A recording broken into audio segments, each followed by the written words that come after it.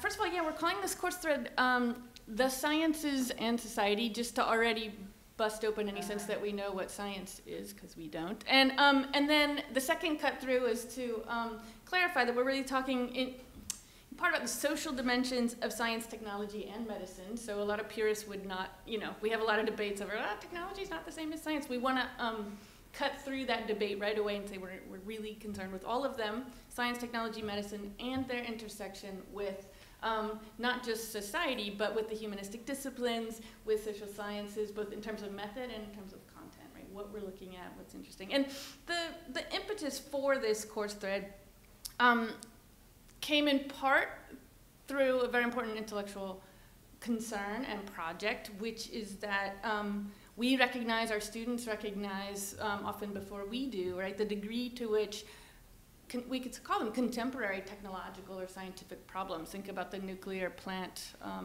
problem in Japan right now and the tsunami. Think about climate change. Think about information technology and its role in the Egyptian revolution, et cetera, right?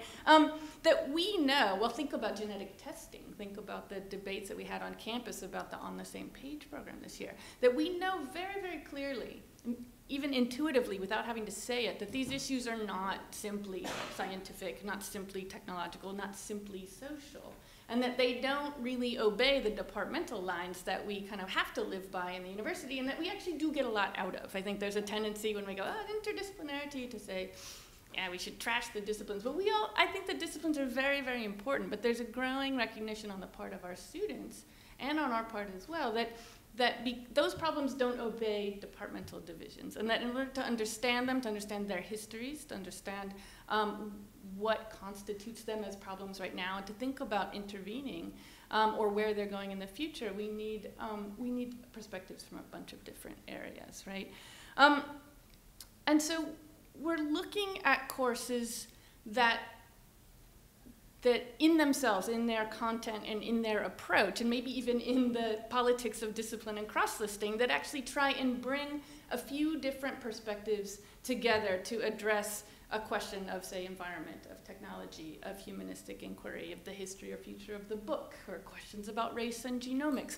And we have done so in part as itself a sort of experiment in human-centered design, if I may be so bold as to claim the label, in that we invited a group of about 20, I guess we have about 18 undergraduates to help us identify the courses that we're going to include here, because we wanted a sense of what undergrads themselves would be looking for. We faculty know the 17 go-to people. We know who we would talk to. They came up with stuff we never would have come up with.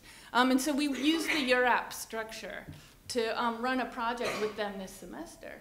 And it's been fantastic. And you guys know undergraduates push back too and tell us things we don't want to hear sometimes. And this is off the record, but a group of them decided, assessed that a course taught by one of our core faculty steering committee members didn't count because it wasn't really being intersectional enough. We were like, no, you don't understand. That course is central to the whole project, right? So it's been really fun, actually. And the composition of the course, we put out a URAP proposal with wording similar to the one I just gave you, that these issues are not simply, do not obey disciplinary divides, and they're not purely technical or purely social. We have to think about politics and ethics and the social and history and all these other things. And it was very interesting. For whatever reason, almost half the group has some relation to pre-med curriculum, right? These are a lot of MCB and IB students who are doing pre-med work, and they really want to get out of the lab. And a lot of them are going into medicine or want to go into medicine because they have a desire to do good in the world, and they're finding that their curricula are not allowing them a broad enough perspective. I should say that some of the students are coming to us from humanities departments and also saying, like, we need to get out of our particular focus. But students are driving this, and I have to confess, though I would like to take the credit with Tom of having put this thing forward, which we did. I had an undergraduate writing me for weeks, like, we need a course thread. Would you please, the deadline is coming up. Would you please get this in, right? And she's a fantastic student. She's an upper division undergraduate who was in a class that I taught a year and a half ago called Anthropology of Science, Medicine, and Technology, right? And she's taught her own decal course on that, looking at medical technologies. And, you know, I have undergraduates who are saying, why haven't you guys put something together on this yet? What's your problem, right? So we are trying to catch up with our students. We find a number of undergrads are already doing double majors in MCB and rhetoric and these incredible kinds of combinations. And we want a curricular emphasis, a thread that will help them find their way through that kind of thing. I can just give you a sense of the kind of courses that we're picking out. This is not complete, obviously, because that would take too long and it's late. But things like the history of information in cognitive science, or information technology goes to war, a class in computer science taught by Randy Katz. There's going to be a lot of overlap, I think, with existing course threads, Humanities and Environment, as well as the human-centered design and a few others. I think we'll probably have a number of courses in common. So I can talk with you guys about how we want to play that.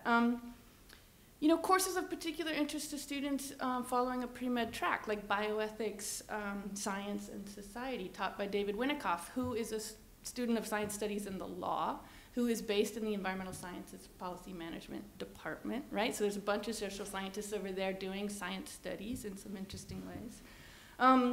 Gender and science in the Gender Women's Studies Department. So some things you would go, oh yeah, no kidding. And then some things you might not imagine, like Donna Jones in English is teaching a class on speculative fiction, in which she's gonna be reading a lot of both science fiction and sort of dystopic novels, right? Or Ian Duncan's work in English on Darwinian narrative. We do face problems of breadth in the sense we could say, well, the entire archaeology, you know, offerings should just be in that, so okay, we'll have to be selective. So our idea is to come up with a kind of carefully curated collection of courses that will be of interest to pre-med students, but also students in the humanities, in the social sciences who are looking at these intersections in a way that wouldn't just duplicate, say, an SBUM curriculum or an archaeology or medical anthropology curriculum, right? So it's been a huge amount of fun. It will continue to be fun because we certainly will have work to continue to do. But I'm really inspired by the students, the amount of work that they've put into this in helping us vet things. We try ideas out on them. Like I said, sometimes they give us the gong and we have to, you know, get better at our course descriptions. And it's been great. And they also force us to really clarify the criteria that we think we need to use in order to include a thread.